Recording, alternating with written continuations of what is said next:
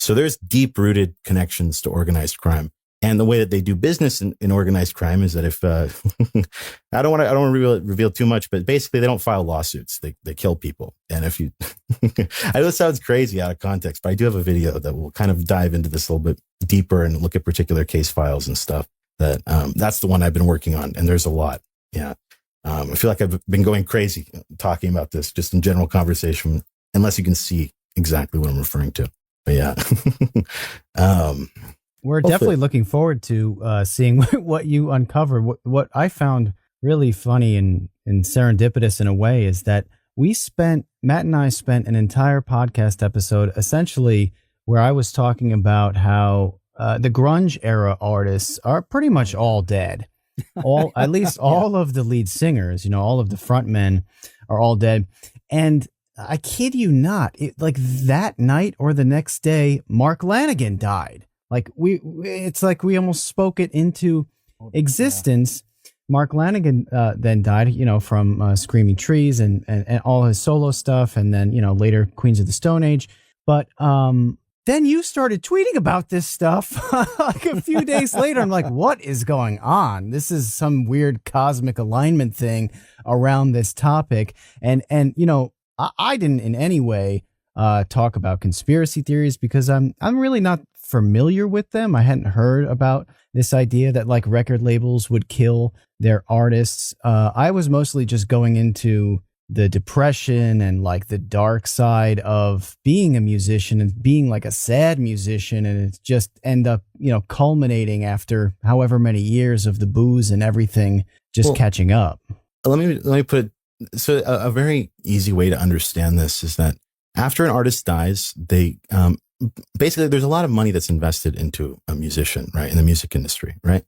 So when they invest a lot of money into them, right, like let's say they leave after 2 or 3. I mean, to even unwrap the like entire system of the music industry, how they like to, it's basically a what do they call it? A consolidation of like power that they do that creates the system that is the music industry. But to put it simply, there's no other industry on the planet where a worker for a company, their work is worth more after they're dead, after a certain point. Because once the artist kind of hits their peak, right, over time, they kind of fade in popularity usually, right? Once that sound trend is gone. So then there becomes a point in time. And by the way, they can take out life insurance policies on them. There's cases that I found as well where an artist will, the band's about to break up, right? They're trying to leave the music industry. All of a sudden, suicided, right? It's very, very common, very common. I have a couple cases that I'll be going over, but there's always ties to the mob. There's always ties to other things. And basically, it's not to say every artist's death by any capacity is, but just looking at like the data, you're 5 to 10 times more likely to die of an accident if you're a musician for some reason.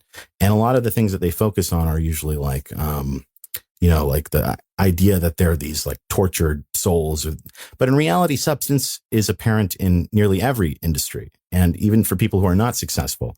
And the other thing too is that fame isn't like, it's incredibly deadly in the music industry for some reason, but fame is not deadly for like politicians and other noteworthy people based on other studies I've looked at. So there's something about the music industry in particular that's particularly deadly. But yeah, I've already said too much about this. When can we get that in YouTube? It would be so much more exciting when we talk to people and they're like, oh, I've been grinding in grandma's basement for 7 years, making this stuff that nobody was watching. It would be way better if people were like dodging organized crime.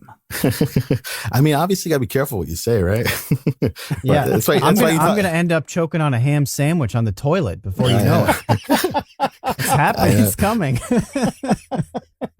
Hey man, I know it's like a meme. Some people get like suicided, but dude, if you like, the more you look into cases, like I've covered multiple on my channel, not just this one. Anytime there's like anything to do with like narcotics trafficking, all of a sudden the police force just like gets really, really incompetent just by happenstance. And it's the more familiarity you have with like the more case files you kind of go down, you just kind of notice these a few of them, right?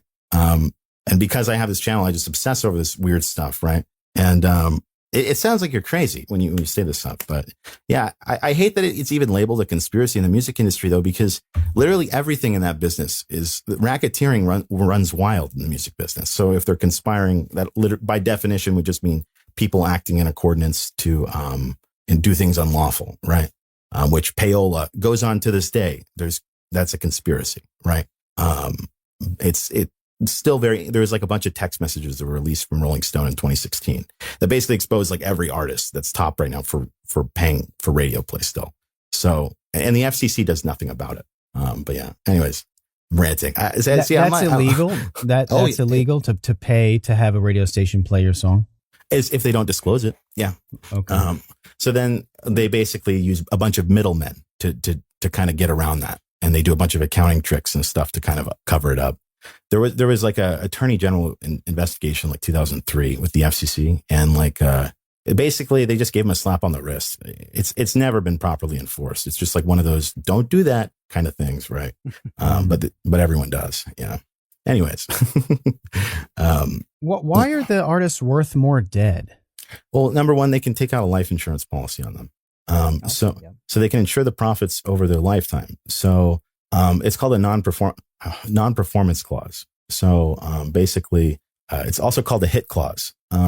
But basically, hit clause allows them to take out. It's a record contract clause that allows them to take out life insurance policies that are called key man insurance, and basically that can be used to insure profits over the lifetime for merchandise, recording, touring, right?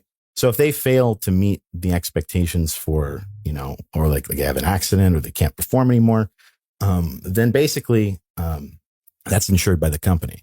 So let's say the artist is on a downward, trend, things aren't going well, right?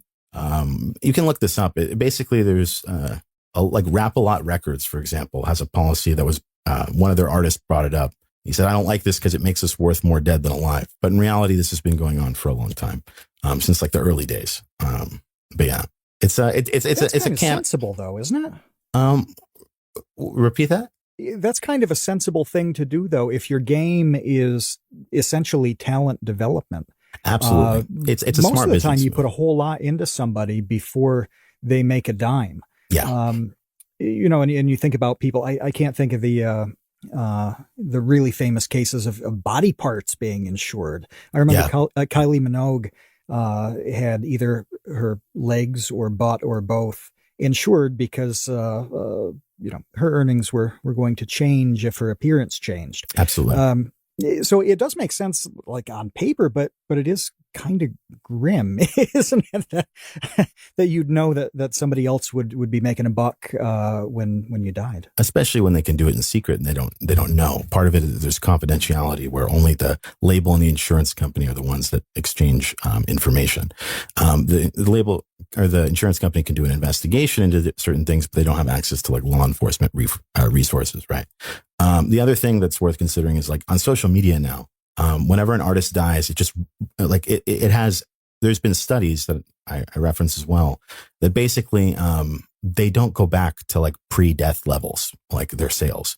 So, not only are they getting the life insurance policy that insures it, they're also getting a bunch of money recouped that they originally. So basically when they invest into the artist, they're okay investing that money because when they die, that will revert back to the label. And if you do this over the course of several generations, you'll have people dying and coming back. And it kind of creates this very long-term cash flow, if that makes sense.